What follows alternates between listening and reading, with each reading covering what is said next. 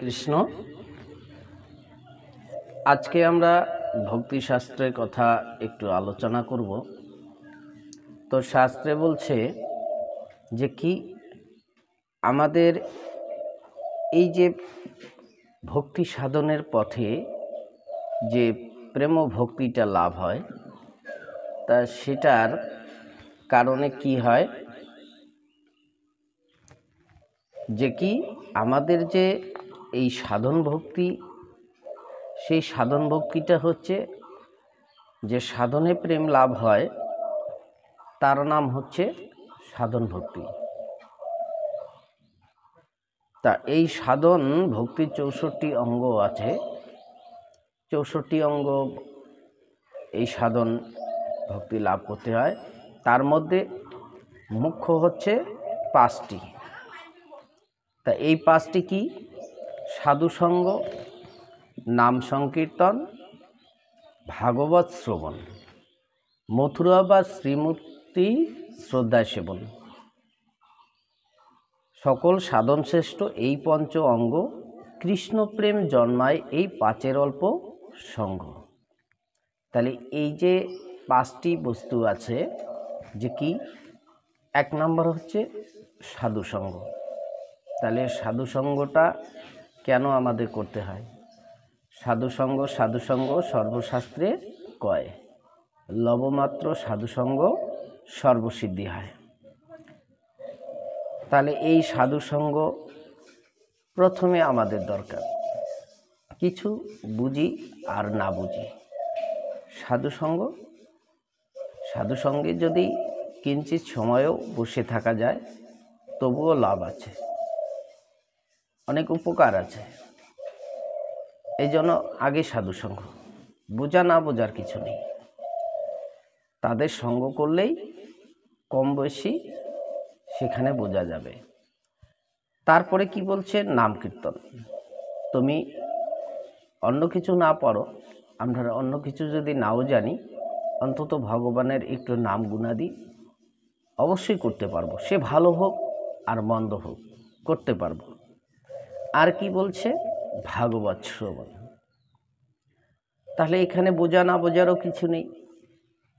যিনি বক্তা, যিনি বলছে, আমি যদি তার কথাগুলো পড়তে না পারি, যদি মন প্রাণ দিয়ে আমি শুনতে পারি, তাইলে সেই শোনাটা যদি শোনা হয়, তাহলে অবশ্যই আমার উপকার হবে, অবশ্যই ভগবানের চরণে প্রেম ভক্তি লাভ হবে। তাহলে দেখুন, প্রথমেই যে 3টি জিনিস, এই 3টি হচ্ছে খুব শ্রদ্ধার সহিত পালন করা দরকার। ওখানে গোস্বামী ক্যাটাগরিতে যেমন আমি বলেছিলাম যে 6টা রিপুর মধ্যে প্রথমে যে 3টে আছে, এই 3টে যেমন মানবের কঠোরভাবে সেটা সংযম করা দরকার, যেমন কি কাম, ক্রোধ, লোভ, মোহ, এই যে 3টি বস্তু সামনে রয়েছে। এখানেও পঞ্চাঙ্গ ভক্তির মধ্যে এই যে সামনে 3টি কি? সাধুসঙ্গ, নাম সংকীর্তন, ভাগবত শ্রবণ। 3টেই মন প্রাণ দিয়ে বিশ্বাস ভক্তি সহকারে আমাদের শ্রবণ করতে হবে। তারপরে কি বলছে? মথুরাবাস, যে কি তীর্থে। তাহলে সেই মথুরাবাস বলতে কি? যেখানে সাধুসঙ্গ হয়, যেখানে ভগবত কথা হয়, সেটাই হচ্ছে বৃন্দাবন, সেটাই হচ্ছে মথুরা। তাহলে যেখানে হরি কথা, কৃষ্ণ কথা, সাধুসঙ্গ, যেখানে তুলসী কানন, যেখানে তুলসীকে নিয়ে ভগবত কথা আলোচনা হয়, এটাই হচ্ছে মথুরাবাস। সাধুসঙ্গটাই হচ্ছে মথুরাবাস। তাদের সঙ্গে বসবাস করা, তাদের সঙ্গে উঠা বসা করা, তাদের সঙ্গে হরিকথা কৃষ্ণ কথা বলা, তাদের এই সাধুসঙ্গের সঙ্গে প্রসাদ সেবন করা, এর নাম হচ্ছে মথুরাবাস। আর কি বলছে? শ্রীমূর্তি সেবন। তাহলে এই শ্রদ্ধায় ভগবানের যে বিগ্রহ আছে, ভগবানের যে মূর্তি, তাকে শ্রদ্ধায় সেটা সেবা করা, এই পঞ্চ অঙ্গের মধ্যে। তাহলে প্রথমে কিন্তু 3টে। তাহলে এই 3টে যেমন আমাদের সাধন ভক্তির মুখ্য বস্তু, সামনে যে 3টি আছে এবার দেখুন ওখানেও ইন্দ্রিয়ের মানে ষড়রিপুর মধ্যেও এই তিনটি যেমন বিশেষ গুরুত্ব, প্রয়োজন সব কিছুরই, আমাদের সব কিছুরই দরকার। তাহলে এই যে এখানে কি বলছে, সকল সাধন শ্রেষ্ঠ এই পঞ্চ অঙ্গ। তাহলে এই আমরা 64 অঙ্গ থেকে এখানে বেছে 5টি বস্তু পেলাম, যে এই 5টি যদি কেউ অল্প কিছু করতে পারে, কেউ যদি সাধুসঙ্গ সামান্য করতে পারে, বা কেউ যদি ভাগবত কথা সামান্য শ্রবণ করতে পারে, বা একটু যদি হরিনাম সংকীর্তন করতে পারে, তাহলেও তার কি হয়, কৃষ্ণ প্রেম জন্মায়। সে পূর্ণ প্রেমটা না হলেও তার ভিতরে কৃষ্ণ প্রেমের অঙ্কুরটা সেখানে হয়ে গেল। তাহলে যদি সে অল্প করতে পারে, যার ভিতরে জীবনে কোনো দিন কৃষ্ণ প্রেম নেই, ভগবানের কোনো ভক্তির সঞ্চার নেই, এই পঞ্চাঙ্গ ভক্তির মধ্যে যদি একটিও যদি সে ভক্তি সহকারে সেটা পালন করতে পারে, অবশ্যই তার ভিতরে সেই কৃষ্ণ প্রেমের অঙ্কুরটা হবে। তাহলে কি বলছে এখানে, আপনা হইতে উচ্চাধিকারী স্নিগ্ধ প্রকৃতি সাধু সঙ্গের সঙ্গ করা সকলের উচিত। তাহলে উচ্চাধিকারী যারা বিশুদ্ধ কৃষ্ণ ভক্ত আছে, বৈষ্ণব আছে, তাদের সঙ্গ কিন্তু খুব শ্রদ্ধা সহকারে আমাদের করা উচিত। সাধুর চরণে দণ্ডবোধ করিয়ে অদূরে বসিতে হয়। তাহলে সেই যারা সাধুগুরু বৈষ্ণব আছে তাদের চরণে দণ্ডবোধ করে আমাদের অদূরে কথা, একটু দূরে গিয়ে বসতে হয়। তার কারণ এই যে ভাবনাটা, তাহলে প্রভু জগৎ বন্ধু সুন্দর লিখিয়াছেন। কি লিখছেন উনি, যে সাধুর চরণে পড়ি সুখে দিন দিও গড়াগড়ি, বসিও অদূরে রহে ইতর যাব। তাহলে দেখুন ইনি কি বলছে, যে সাধুর চরণে প্রণাম করে কি বলছে, সুখে দাও গড়াগড়ি, আর কি বলছে, বসিও অদূরে রহে ইতর যাব। তাহলে এইভাবে আমরা যদি সাধুসঙ্গ করি, হরির নাম সংকীর্তন করি, তাহলে আমাদের ভিতরে সেই কৃষ্ণ প্রেম ভক্তিটা ধীরে ধীরে লাভ হবে।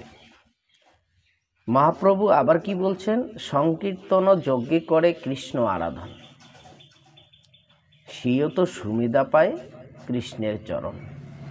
এখানে দেখুন সংকীর্তন যজ্ঞে কাকে আরাধন করব, সেই কৃষ্ণকে বলছে, সেও তো সুমেধা পায় কৃষ্ণের চরণ।